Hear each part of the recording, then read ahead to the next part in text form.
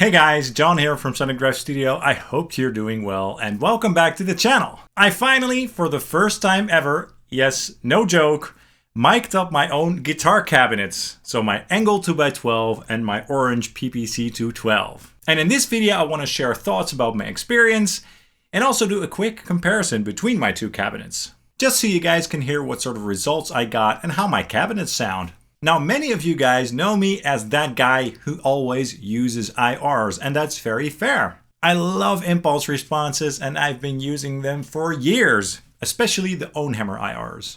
They sound great, and it's very easy to switch between various types of cabinets, mics, and speakers just with a couple of mouse clicks. So you can basically get a great tone with very little effort. And if an IR is created well by a good IR producer, they won't need any EQ to work in a mix. They will sound balanced. Also, using a reactive load with my IRs enables me to crank up my amplifiers in the middle of the night without disturbing anybody. And also, my studio is basically a home studio, so playing my amplifiers loud through a real cabinet just isn't ideal, to be honest. Not to mention that using IRs gives me access to a lot of different speaker types and cabinet types and also microphone types and mic blends that I do not have at my disposal in my own studio, etc., etc. So I think you get the point. So for me at least, using IRs has a lot of benefits and not a lot of drawbacks, to be honest. Anyway, the list of advantages goes on basically. However, even though I've done a comparison of a real cabinet versus an impulse response on the channel with great results, I might add, you can watch that video up here or down here, by the way, if you're interested, some people still question if an IR really sounds as good as a real cabinet. And some people keep asking me if I can't just use a real cabinet. Can't you just mic up a real cabinet and not use those IRs? So I figured, you know what? Let's just give it a try. So I bought myself an SM57. This is like the microphone to get if you want to mic up your guitar cabs, and it's also very affordable. So yeah, I did some testing with this microphone and my cabinets, and I will share the results with you guys and some thoughts and some stuff that I encountered during the process. Now, yes, as I said, this is in fact the very first time in my life that I've mic'd up my own cabinets. Crazy, right? Back in the day when I was playing in a band professionally, my producers and the engineers, all those guys were miking up the cabinets. I wasn't experienced with that anyway, so I was happy to let those guys do that job. They were better at it anyway. So I'm definitely familiar with the sound of playing through a real cabinet, obviously on stage and stuff like that, but also in a studio, in a control room, through studio monitors in a controlled environment. Now, when I started to get into recording, guitar recording and home recording for myself back in the day, amp modelers were really becoming a thing. And I quickly became a fan of the idea of recording direct with cabinet simulation. Now, it did take a good while before cabinet simulation on various modeling platforms became good enough, and it took even longer for those modelers to accept the loading of impulse responses. But for a long while, it's all I used. For a long time, I even didn't use tube amplifiers. I just used modelers. It sounded fine to me. I knew that real amplifiers sounded better, but for me it worked back then. And miking up a real guitar cabinet just wasn't really appealing to me. Now, real amplifiers versus amp modelers, that's an entire different discussion, so we're not really going to talk about that in this video. But anyway, especially in recent years, recording tube amplifiers direct has never sounded better. There are a lot of high quality reactive loads out there, and impulse responses these days just sound really good in general. So that's basically how I prefer to do things. I guess for tone, in general, I do prefer real tube amplifiers, and I like to combine them with a good reactive load and then with impulse responses. However, I just wanted to sort of experience miking up a cabinet for myself, so that's what this is all about. And let me guys remind you, everything that I'm saying here in this video is just based on my own personal experience, okay? But I was just kind of curious if the quality of my guitar tone would improve if I mic'd up a real cabinet, because that's what some people said, right? What would the benefits be? What would the drawbacks be? What sort of things would I encounter when I tried to do this? And I know that I'm really ranting here. I'm sorry for that, but there's a lot to talk about, and I'm going to talk about it more. But first, let's check out the results that I got by miking up my two cabinets. So the cabinets that I have here are my ENGL 2x12. I don't know the exact type. I believe it's the Pro with the V30s in it. And then down here, I've got my orange PPC 212, also with V30s, so Celestion V30s. But all the V30s in here are different types. This is an 8 ohm cabinet, and this is a 16 ohm cabinet. So I pulled up some guitar tracks that I recorded with my Gibson Les Paul Custom, and I ran them through my ENGL Fireball 25 on the lead channel, a killer little amplifier. And I also wanted to use an amplifier that didn't have like 120 watts of headroom. I wanted to use something that was sort of manageable volume-wise, but still with some oomph in the low end. And I tried it first through my ENGL cabinet.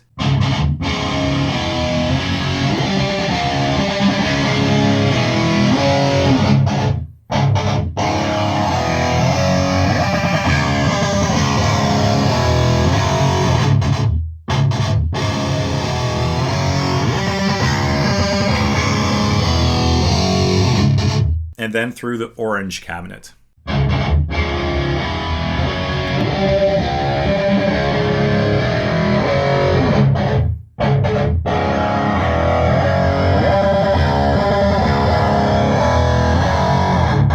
And I placed the SM57 in a position where it sounded quite balanced to my ears. And I did try various positions across the speaker, and I also tried the different speakers and stuff like that to sort of find a sweet spot. I think I ended up in a position that sounded pretty good, but I'm not super experienced with this, so bear with me. I don't think it sounds absolutely perfect, but it does sound good enough. The DI track from the DAW is going into my Axe-Fx, and the Axe-Fx is sending that dry signal into the amplifier. And then the mic is going into my Slate Mic Preamp and then back into the Axe-Fx. In the DAW, I did add a low cut to remove low-end rumble, which I did encounter, especially with the ENGL. And I think that I also added a very subtle high cut at 10K or so. But definitely no EQ other than that. Okay, let's just take a listen to the riffs so you guys can hear how both cabinets sound when mic'd up with this SM57. Check it out.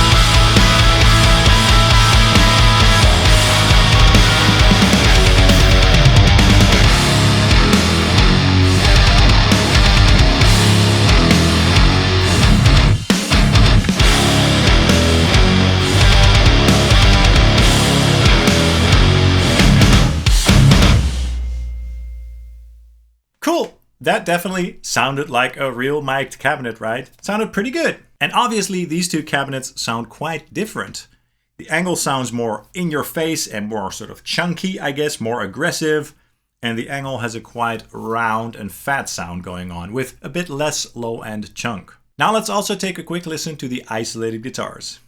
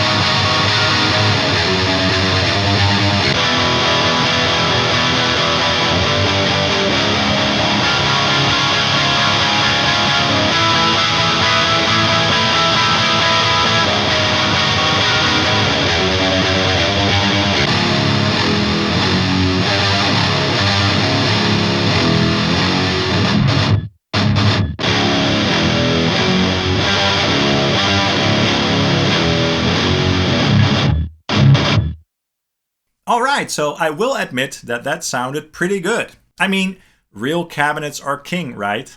But do I think that it sounded better than IRs? To be honest, no, not really. And I do want to talk about that, about the negatives and some of the positive things that I did encounter while I was doing this. First of all, sonically, I didn't really notice anything about the tone that was superior than me using my usual IRs. No real non-linear artifacts or anything like that that stood out to me anyway. If anything, the real cabinets are a bit more uneven and they have some spikes in the upper mid-range, for example, that would have to be EQ'd out. And the low end, especially on the ENGL, was sort of uncontrollable in some areas, a little bit too thumpy and a little bit too resonant. So again, in order to get these sounds to be perfect, I would have to use some EQ and maybe some compression here and there. It also took me quite a bit of time to find the perfect position. And I don't think that I ever ended up in a place where I thought, okay, this is like the definitive tone.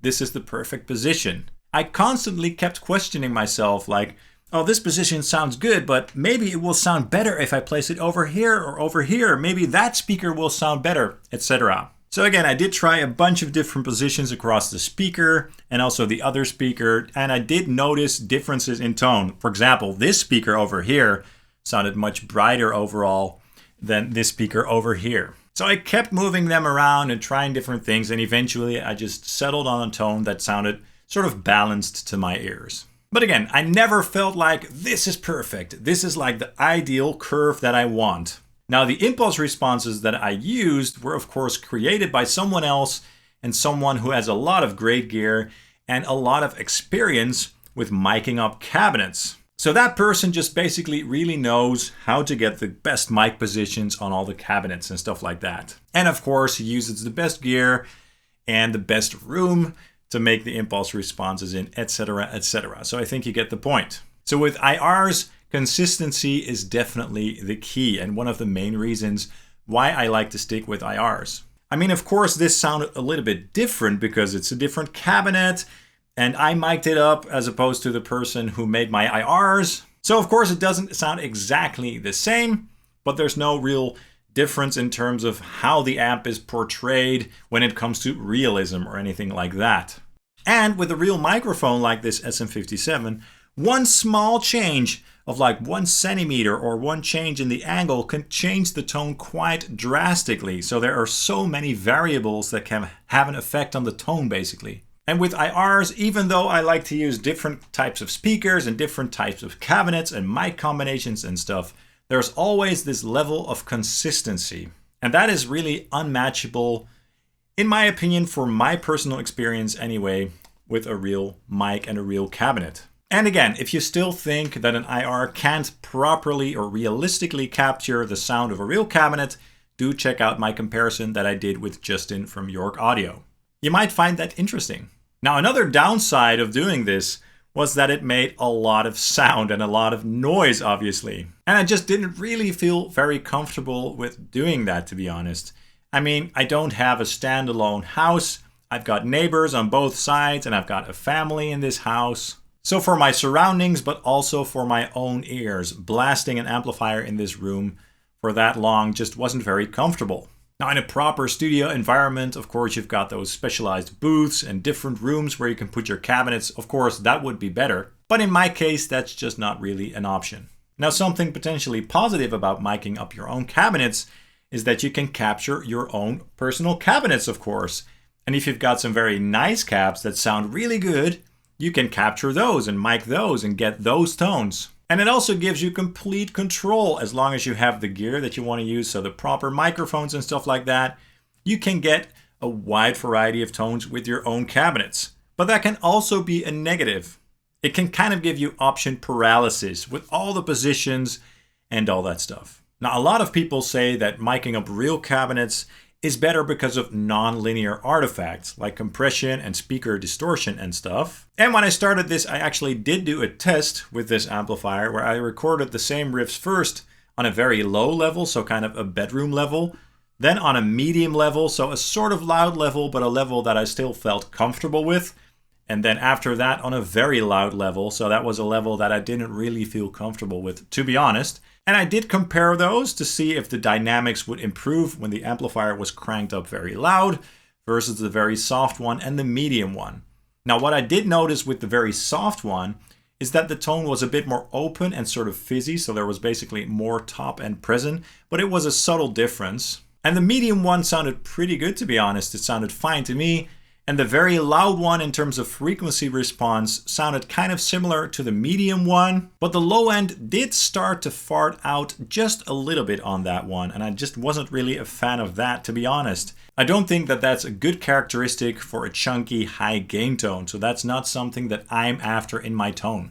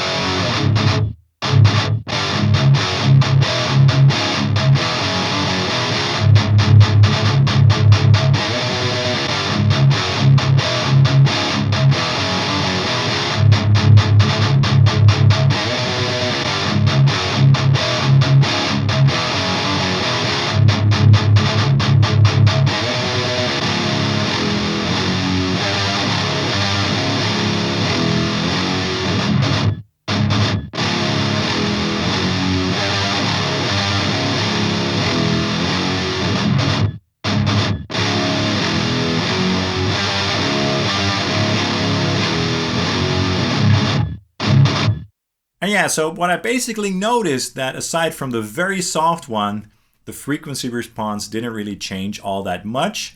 And the medium one sounded fine to me in terms of overall frequency response and dynamics. However, the medium level one was still kind of loud, so I would not be able to do that in the middle of the night, for example. So that's also a reason why quiet recording is still preferred by me. Anyway, there are probably things that I've missed that I should have touched on.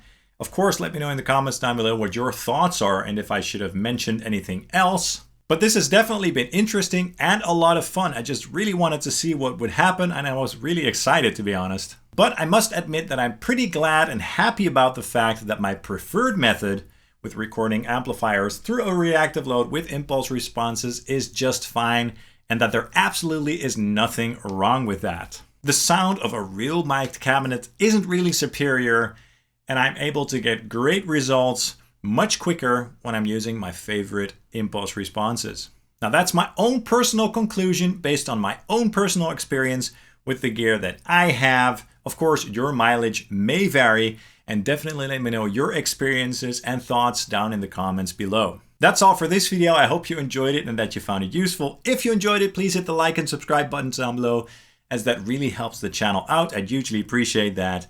And of course, you can also follow Sonic Drive Studio on Facebook, Instagram, and Twitter. Thank you guys so much for watching, and I hope to see you soon. Cheers!